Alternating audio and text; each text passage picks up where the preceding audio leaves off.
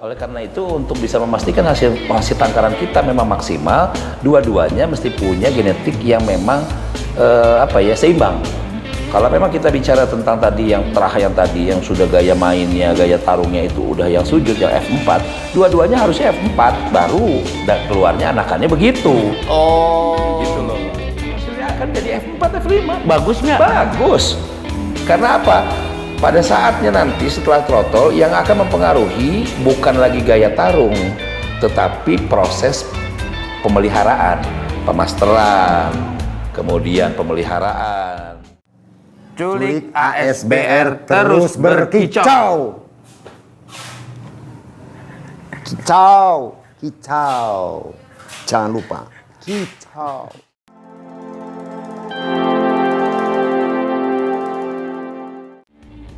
Assalamualaikum.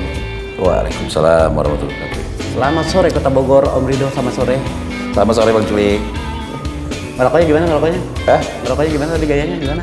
Gimana, gak bisa lah. Tadi nyedotnya. Wah, direktur bro, nyedotnya. Emang ada bedanya apa? Beda lah. Iya. Sama aja ngerokok Kalau apa? nggak direktur mah sambil geget. Gitu. Nahan lapar, ngerokok doang kan. Om Rido masih ternak murai? Masih Bang, alhamdulillah Bang. Berapa pasang? Sekarang yang inti ya, inti cuma 10 pasang. Berapa? 10 pasang ya untuk burung lomba ya, burung kontes 10 pasang. Khusus burung lomba? Khusus burung lomba, karena kan ada juga untuk yang body, ada juga yang untuk warna. Oh. Gitu, yang body lain lagi, yang warna lain lagi. Oh, yang warna tuh kan yang ngambil warna albino ya? Albino, ya panda, yang silver gitu. Emang ada yang silver? Ada yang punya Bang Dwi Seto kan, lu kan silver juga itu. Iya. Silver sama, ada yang red sama juga ada. Yang red kayak Yang gimana? coklat semua. Itu, Coklat cenderung orange. ya, Terang ya. Itu kan red sama. Itu berapa lama sih nangkar Om Rido? Oh, nangkar mah udah lama Bang. Nangkar mah udah lama lah, dari semenjak main murai, udah lama itu pokoknya ada burung juara kita taruh gitu. Terus tapi kemudian ada peralihan indukan gitu-gitulah, biasalah. Nah, terus dari 10 pasang ini kan anakannya banyak. Banyak, masih produksi bagus. Dijual? Dijual. Berapa? Kalau sekarang trotolan sekitar, ya kalau teman-teman sendiri 5 juta, kalau sama yang nggak begitu dekat 7 juta, yang agak jauh 10 juta. Yang sosok deket? Yang sosok dekat, nggak tahu gua. Masih laku di range harga segitu? Iya. Soalnya gini ya Om Rido, ini kan di sosmed ini kan harga murai batu cenderung katanya sih jatuh. Saya sih nggak begitu mau. Bukan katanya, memang iya. Oh, iya ya? Memang iya, 580.000, 500.000, 600.000. Nah, itu hasil tangkaran siapa? Ya tangkaran teman-teman penangkar lah. Dijual segitu? Dijual segitu. Jual segitu, itu mah bukan hoax, itu fakta. Lah kok Om Rido bisa jual sampai 6 juta, 5 juta ke atas tuh gimana ceritanya? Kok sombong? Bukannya sombong, Apa karena dong? memang yang kita ternak adalah ujungnya kan untuk lomba. Gitu. Jadi kalau memang ujungnya untuk lomba, tentu kita memperhatikan indukannya. Nah, untuk yang indukan yang di 220 volt, yang pakai ring 220 volt itu kan udah F4 semua, murainya udah gaya tarungnya itu udah yang sujud semua. Udah nggak ada lagi yang nabrak-nabrak, udah duduk aja udah gitu. Itu F4 rata-rata semuanya udah F4. Ya ke bawah tentunya yang dijual ada F5 ya, F5, F6 Iya. gitu. Itu indukannya betul-betul sudah juara terahnya. Ya iya Bang. Jantannya dong pastinya. Enggak juga, betinanya kan juga kita lihat dong. Kan genetik itu kan ada yang represif, ada yang apa namanya? Apa disebutnya satu lagi ya? Ada yang dominan. Ya? Jadi kadang-kadang ada di betina, kadang-kadang ada di jantan. Jadi nggak harus selalu ada di jantan. Karena betinanya juga membawa gen dari indukannya kan gitu. Soalnya gini, saya bandingin, ini menarik bro, ini menarik. Jadi ya mudah-mudahan hal ini yang telah disampaikan oleh Om Rido dalam video ini bisa membuat apa ya? Ada informasi disampaikan lah masalah dominan yang mana, karena dulu saya ternak cupang. Yang dicari lebih bagusnya adalah betina yang memang keturunannya bagus. Jantannya dalam arti kata biasa-biasa aja bisa ketika memang kita punya indukan betina. Nah, kalau di murai ini lebih bagus ya pilihan ya siapapun maunya kan jantannya bagus betinanya bagus ya kan. Kalau misalnya ada jantan bagus indukan biasa aja, atau betinanya yang terahnya bagus jantannya biasa aja, atau yang apa ya kebalikannya lah kayak gitu. Lihat posisi uangnya dulu bang. Kalau abang punya uangnya terbatas, ambil betina, karena betina pasti harganya lebih murah. Kalau abang uangnya rada lumayan, ambil yang jantan. Betinanya juga tapi cari yang lumayan. Kalau punya uangnya di atas lagi, cari jantan yang bagus, betinanya yang bagus. Gitu aja, sesimpel itu kok. Ya ngapain? Toh dua-duanya bawa itu kok, bawa genetik. Bawa ya? Pasti bawa. Pasti bawa. Pasti bawa. Tapi lebih dominan mana nih? Sama aja, kita nggak bisa begitu karena kadang-kadang dia yang dominan itu ada di betina, kadang yang dominan ada di jantan. Oleh karena itu untuk bisa memastikan hasil tangkaran kita memang maksimal, dua-duanya mesti punya genetik yang memang seimbang. Kalau memang kita bicara tentang tadi yang terah yang tadi yang sudah gaya mainnya, gaya tarungnya itu udah yang sujud yang F4, dua-duanya harusnya F4 baru keluarnya anakannya begitu. Oh. Gitu loh, Bang. Iya. Tapi apakah kemudian betinanya itu harus F4 dari terah yang juara? Kan enggak juga. Yang penting F4. Makanya saya kasih tahu kuncinya Bang Culik ya. Ini buat teman-teman di Culik ASBR yang terus berkicau ya. Iya. Kalau emang Anda, teman-teman semua berniat untuk menangkar murai, saran saya jangan menangkar banyak-banyak. 5 pasang aja udah cukup. Karena begitu Anda menangkarkan banyak, Anda akan berhadapan dengan jumlah pakan yang juga banyak, pengeluaran yang juga banyak. Ya, dan untuk bisa menseleksi anakan, menseleksi indukan akan jauh lebih sulit. 5 aja maksimal 10 pasang itu udah cukup banget kalau untuk masalah keekonomian. Jadi kita untuk kontrol kualitasnya mungkin akan lebih terkontrol mungkin. Setelah itu yang kedua, ya tadi yang pertama jangan banyak-banyak. Yang kedua, arahkan semuanya untuk kepentingan lomba. Caranya bukannya kita menyilangkan dari atas, dari mulai Borneo, kalau mau ambil Borneo, kalau mau ambil ekor hitam dari ekor hitam sendiri, lama itu bertahun-tahun. Cari teman-teman penangkar yang sudah sampai di F4, ambil anakannya. Ambil anakannya, besarkan sendiri, dewasakan sendiri. Betina itu 9 bulan udah bisa dipacek kok, udah bisa dikawinkan kok. Yakin? Iya. Hasilnya? Hasilnya akan jadi F4, F5. Bagus nggak? Bagus. Karena apa? Pada saatnya nanti setelah trotol yang akan mempengaruhi bukan lagi gaya tarung, tetapi proses pemeliharaan, pemasteran, kemudian pemeliharaan, memberikan pakan lah ya. Itu ya akan sangat berpengaruh, bukan lagi bicara untuk gaya tarung karena gaya tarungnya kan udah dapat. Umur Gitu. 9 bulan udah bisa. Sudah bisa, setahun udah punya anak. Jadi ya nggak perlu susah-susah harus bikin F4 sendiri, ngapain? Cari aja teman-teman yang punya udah menangkarkan sampai F4, ambil indukannya, selesai. Saya hanya ingin menegaskan usia terbaik minimal berapa untuk indukan betina? Begini Bang, kalau kita bicara soal siapan ya, indukan itu bukan pada saat umurnya berapa, tapi apa yang dipersiapkan sampai kepada umur maksimal tersebut. Oh iya juga ya. Jadi misalnya kita bicara tentang umur setahun, bukan kita ambil umur setahun terus kemudian kita pacak, kita kawinkan terus kemudian hasilnya akan bagus, enggak. Tapi sampai mencapai umur setahun itu semua nutrisinya kita penuhin, kita siapin segala sesuatunya. Ada yang namanya masa produktif. Iya. Nah, semakin bagus persiapan kita untuk mencapai masa produktif, maka akan semakin panjang masa produktifnya. Masa produktif itu apa? Bisa terlihat dari apa? Dari jumlah telur, jumlah tetasan, jumlah anakan yang hidup. Itu namanya masa produktif.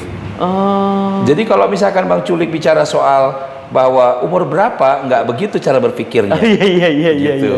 Umur 9 bulan kalau misalkan memang sudah dipersiapkan 9 bulan bisa oke. Dapat 1 tahun jangan langsung dipacak, siapkan dulu.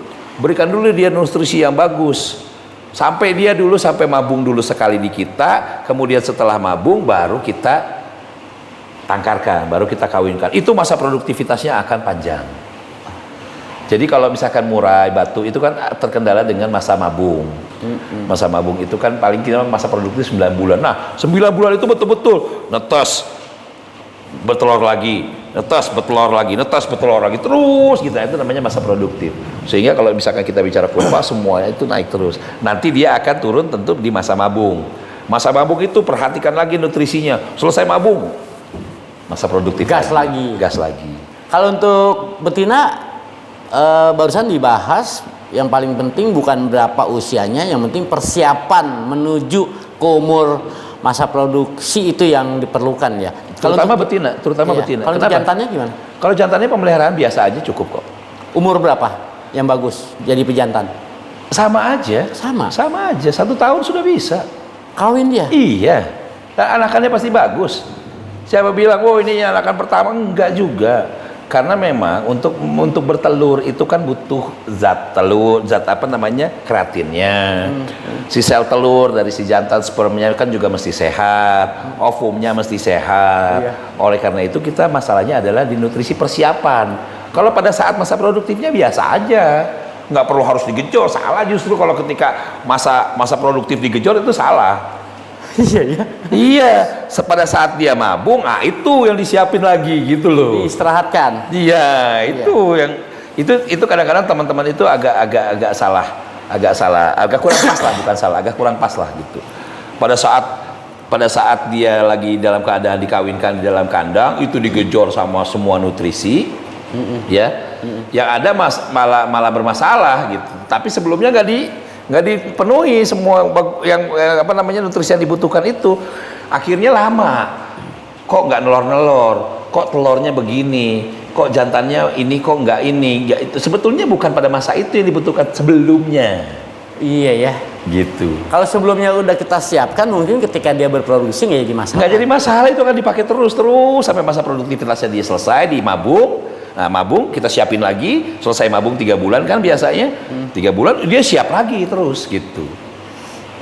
Itu juga kenapa mesti F4 ya. Jadi mungkin lebih mudah untuk proses penjodohan segala macam, dan kita lebih mudah untuk proses menyiapkan sampai dia berproduksi mungkin, Ridho. Kalau untuk itu kita bicaranya ke arah untuk lombanya sebetulnya Bang Culi. Hasilnya nanti untuk Hasilnya, karena orang sekarang itu kan ya kita bicara tren lah. Lomba itu kan ada tren. Ada yang dulu trennya itu volume keras kali pukul. Ya kan? Keras panjang udah, tapi nabrak banyak. Sekarang kan udah nggak kepake. Ya. Maunya kan yang duduk. Yang duduk, nyembur kan gitu. Nah, itu cuma bisa diambil oleh burung kategori F4. Apakah karena sudah berproses disebut sampai ke F4, ini kan hasil dari ternak. Betul. Hasilnya bisa duduk. Betul. Itu apa karena memang sifat alamnya sudah hilang ketika Betul. itu ya? Coba abang lihat murai Borneo. Mana ada burung Borneo yang nampar-nampar? Iya. Atau abang lihat yang ekor hitam? Mana ada ekor hitam nampar-nampar? Kan jarang. Jadi secara naluri dia, berbunyinya dia itu memang sudah begitu. Jadi sebetulnya yang disebut F1, F2, F3, F4 yang di ternak itu kebanyakan apa memang harus hasil silang dari Borneo ke ekor hitam? Bagaimana? Awalnya harus dari situ. Harus dari situ. Karena itu secara genetik akan menurunkan sifat seperti itu.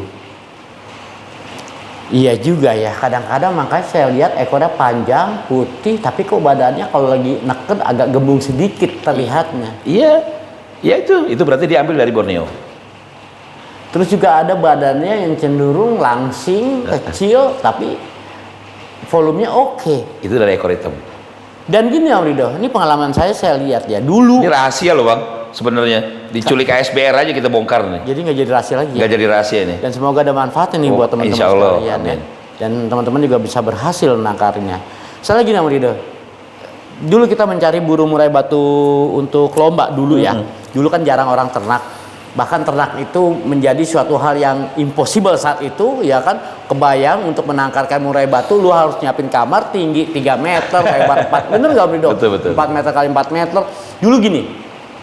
Dulu kita cari muda hutan, burung itu kan belum bisa bunyi ketika didekatkan dengan kita kan, sifat alamnya kan masih liar ya. Jadi dari ngetracknya itu kita bisa lihat, oh ini karakternya mungkin potensinya seperti ini. Track. Dari situ yang kita melihatnya, dan ngetracknya kasar. Tapi sekarang loh, beberapa saya temui punya teman-teman suaranya dasar, kok ngetracknya hilang? Apa karena itu ya? Jadi ngetracknya tuh, aduh, Ya karena memang kan sebetulnya tidak ada hubungannya sebetulnya Bang Culik antara nge-track dengan volume. Itu kan kita pemain burung ini kan banyak kan berbenturnya kan sama mitos-mitos. Sebetulnya yang benar cari burung yang memang duduk itu ya harus F4. Iya ya. F4 udah pasti aja. Udah ya? pasti. Oleh karena itulah burung-burung F4 itu yang sekarang menjadi juara-juara di nasional. Sekarang Bang Culik lihat enggak berapa banyak burung yang dulu ya, kita lihat perjalanan coba ya. Dulu cari burung yang duduk susah apa enggak? Susah. Susah. Sekarang coba lihat. Iya. Sekarang sudah hampir 50%. Saking ngeduduknya pada ngelowok kadang-kadang. Itu ada lagi yang ngerayu. Ngerayu. Ada yang lagi. ngerayu yang cuman sambil ngeriwik gitu di Iya. bawah. Tapi yang betul bahwa yang duduk itu sekarang sudah hampir 30-40% loh dari peserta lomba, apalagi di kelas-kelas nasional. Artinya pemain burung ini ya kontestan itu udah ngerti carinya lihat cari F4 dan itu pasti hasil penangkaran. Nah si penangkar harus jeli. Kalau lu mau mensuplai yang seperti itu nggak usah susah-susah bikin sendiri, ambil aja dari teman-teman penangkar yang lain, langsung jadi F4, harganya pasti tinggi. Kenapa? Burung duduk berapa duit sekarang Bang Culik di kontes? Di kelas Lakber aja udah 15-20 juta, bener nggak? Tuh. Ya, itu dari penangkarnya harga 7 juta rasional nggak? Ya. Iya. Jadi untuk menjaga harga, jagalah kualitas ya. Mesti pintar. Gitu.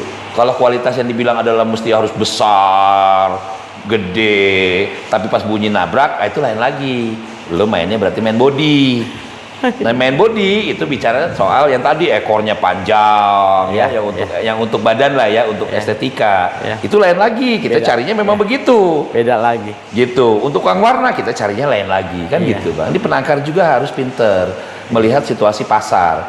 Oleh karena itu, kalau memang orientasi teman-teman yang menangkar adalah konsumennya, adalah konsumen lomba, ganti semua indukan, ganti F4. Pasti hasilnya bagus. Udah, itu aja, nggak usah banyak-banyak. 5 ekor aja. 5 ekor itu kalau perhitungan saya 5 pasang aja. Satu pasang itu bisa 2, kalau masa produktifnya bagus bisa 2-3 ekor kali 5 15 ya. Anda 3 bulan sekali 15 kali 7 juta. Cukup dong. Harusnya. 105 juta Edan, per 3 bulan. Edan ya. Cukup lah 30 juta sebulan. Iya. Jadi tinggalkanlah lu menjual anakan lu cuma 600 ribuan deh. Jangan, itu yang salah ya. gitu. Itu yang salah. Kita bicara soal konsumen kita adalah pelomba, tapi kita tidak memenuhi kualifikasi untuk burung kontes. Bang Culik lihat nggak sekarang apa yang lagi menjamur? Sekolah masteran. Iya. Iya. Iya, betul. Itu lagi menjamur, Bang. Lagi rame, Lagi rame. Iya. Itu juga susah juga sih kita membuka sekolah masteran. Selain pemahaman kita merawat murai batu mesti oke, kita mesti menguasai cara mengkondisikan murai, Yang kita paling diperlukan penting tempat adalah yang luas. kalau emang ini teman-teman juga mesti pintar penangkar ya, kita memaster sendiri itu susah, apalagi di tempat lokasi kita mungkin tidak seberapa luas. Iya. Ya, Tuh. ambil sebagian keuntungan dari jualan itu ya untuk menyekolahkan punya kita sendiri. Iya. Begitu selesai 1 tahun bawa ke kontes. Jual deh. Jangan pakai ring macam-macam, pakai ring penangkar sendiri aja. Ya kalau emang pakai ya terserah lah gitu ya. Tapi jangan sampai dihilangkan identitas penangkarnya. Kalau saya sih nggak mau dihilangkan identitas penangkar saya, Bang. Punya. Pakai ring sendiri, Bro. Kalau memang kualitasnya bagus tetap dicari. Tetap dicari, nggak masalah. Nggak Emang perlu- semua orang main di kelas yang sama kan nggak juga. Ya nggak perlu ring-ring yang lain lah. Kasih ring aja udah cukup. Yang penting identitas penangkar jangan sampai hilang karena di situ Anda menjaga konsumen Anda. Bentar, saya kasih tahu triknya tuh, Bang, tuh kalau mau jadi penangkar yang pinter begitu. Jangan bangga dengan berapa puluh pasangnya, enggak, berapa jual agak anakannya, berapa yang inden gitu dong. Setuju.